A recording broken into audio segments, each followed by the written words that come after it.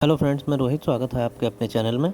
अभी एक दिन पहले 31 अक्टूबर को सरदार वल्लभ भाई पटेल की जयंती थी, जिसे राष्ट्रीय एकता दिवस के रूप में मनाया जाता है। लेकिन बड़ा दुख हुआ देखकर कि सोशल मीडिया में जैसे कुछ अन्य लोगों की जयंती पर या बहुत सारे छोटे मोटे दिवस पर मैसेज, बधाई और पोस्ट की बाढ़ सी आ जाती है, वो इस महान पुरुष के जन्मदिवस पे कहीं भी नहीं दिखा।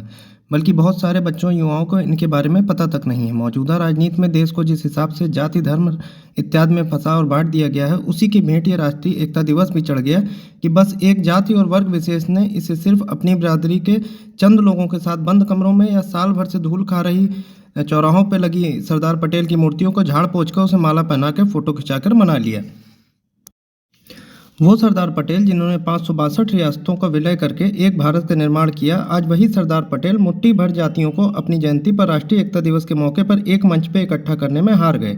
आज उनकी जयंती मनाने में कुर्मी समाज को छोड़कर बाकी अन्य बिरादरी वालों को शर्म महसूस होती है। लेकिन इसमें दोष किसी और का नहीं है, सिर्फ और सिर्फ हमारा है और आपका है, क्योंकि हमने अपने देश के युवाओं, बच्चों को बताया ही नहीं कि सरदार पटेल ने क्या किया है, देश के लिए उनका क्या योगदान था, देश के लिए कैसे उन्होंने लगभग 600 टुकड़ों में बटे भारत को एक भारत में बदल दिया इत्यादि। तो चलिए अपनी की हुई गलती को आज सुधारते हैं और सरदार पटेल का एक संक्षिप्त लेकिन शानदार परिचय और देश के लिए योगदान को देश के लोगों के मोबाइल तक और दिलों तक पहुंचाकर अपना कर्तव्य निभाते हैं। सरदार वल्लभ भाई पटेल का जन्म 31 अक्टूबर 1875 को गुजरात में हुआ था। सरदार पटेल का स्वभाव बचपन से ही अन्याय का विरोध करने का था। जब वो स्कूल में पढ़ते थे तब स्कूल द्वारा पुस्तक बेची जाती थी और दबाव बनाया जाता था कि छात्र बाहर से पुस्तक न लें। तब वल्लभ भाई पटेल ने छात्रों को उकसाया, उसका विरोध किया। अध्यापकों व विद्यार्थियों में संघर्ष छिड़ा। 5-6 दिन तक स्कूल बंद रहे। अंत में जीत सरदार की हुई और स्कूल व अध्यापकों की ओर से पुस्तक बेचने की प्रथा को बंद किया गया। इस प्रकार सरदार पटेल अनेकों सत्याग्रहों का नेतृत्व करते थे, जिसमें बारडोली सत्याग्रह का नेतृत्व कर रहे पटेल को सत्याग्रह की सफलता पर वहां की महिलाओं ने सरदार की उपाधि प्रदान की। इंग्लैंड में वकालत पढ़ने के बाद भी उनका रुख पैसा कमाने की तरफ नहीं था। पढ़ाई के बाद 1913 में सरदार पटेल भारत लौटे और अहमदाबाद में अपनी वकालत शुरू की। जल्द ही वो लोकप्रिय हो गए और अपने मित्रों के कहने पर 1917 में अहमदाबाद में सैनिटेशन कमिश्नर का चुनाव लड़ा और उसमें जीत भी हासिल की। जब भारत को आज़ादी मिली तो देशवासी अपनी नई सरकार बनाने के लिए तैयार थे। माना गया कि कांग्रेस के अध्यक्ष ही देश का प्रधानमंत्री बनेगा। सरदार पटेल की लोकप्रियता के चलते कांग्रेस ने नेहरू का नाम प्रस्तावित नहीं किया और सरदार पटेल पूर्ण बहुमत से पार्टी के अध्यक्ष बने और देश के पहले प्रधानमंत्री होते। लेकिन महात्मा गांधी नेहरू जी को इस पद पर देखना चाहते थे। वह महात्मा गांधी की इच्छा का सम्मान करते हुए इस पद से पीछे हट गए। वह प्रथम उप प्रधानमंत्री बनना स्वीकार किया। इसके साथ ही प्रथम गृह मंत्री, सूचना व रियासत विभाग के मंत्री भी थे। उस समय पटेल के सामने सबसे बड़ी चुनौती देसी रियासतों को भारत में विलय करना था। छोटे बड़े राजाओं, नवाबों और रजवाड़े खत्म करते हुए उन्हें भारत सरकार के अधीन करना आसान नहीं था।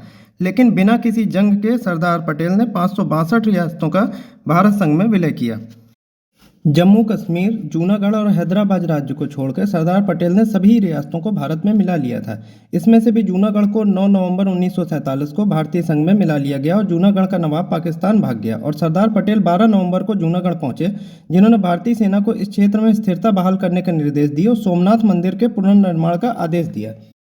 हैदराबाद भारत की सबसे बड़ी रियासत थी। वहां के निजाम ने पाकिस्तान के प्रोत्साहन से स्वतंत्र राज्य का दावा किया और अपनी सेना व हथियार बढ़ाने लगा। बस फिर क्या था, ऐसे ही इन्हें सरदार और आयरन मैन थोड़े ही कहा गया था। 13 सितंबर 1948 को सरदार पटेल के आदेश पर भारतीय सेना हैदराबाद में प्रवेश कर गई। 3 दिन बाद निजाम ने आत्मसमर्पण कर भारत में विलय का प्रस्ताव स्वीकार कर लिया। सरदार पटेल ने पूरा जीवन बस देश के लिए और आज जो हम आप आराम से देश में रह रहे हैं इसके लिए लगा दिया। सरदार पटेल के पास खुद का मकान भी नहीं था। वह अहमदाबाद में किराए के मकान में रहते थे। 15 दिसंबर 1950 में मुंबई में जब उनका निधन हुआ तब उनके बैंक खाते में सिर्फ 260 रुपये मौजूद थे। लेकिन देश का दुर्भाग्य कहिए या हमारी आपकी कमजोरी कि सरदार पटेल के निधन के 41 वर्ष बाद 1991 में भारत के सर्वोच्च राष्ट्रीय सम्मान भारत रत्न से उन्हें नवाजा गया। ये अवार्ड उनके पौत्र विपिन भाई पटेल ने स्वीकार किया। उनके बारे में बताने में कई दिन निकल जाएंगे, इसलिए आगे की उनकी शानदार जीवनी व योगदान अगले वीडियो में। तब तक इस वीडियो को हर ग्रुप, हर मोबाइल तक पहुंचाने की जिम्मेदारी हमारी आपकी है। किसी भी देश का आधार उसकी एकता और अखंडता में निहित होता है और सरदार पटेल देश की एकता के सूत्रधार थे। राष्ट्र के प्रति उनके समर्पण को सदैव याद किया जाएगा। मिलते हैं सरदार पटेल के अगले वीडियो में। जय पटेल, जय सरदार।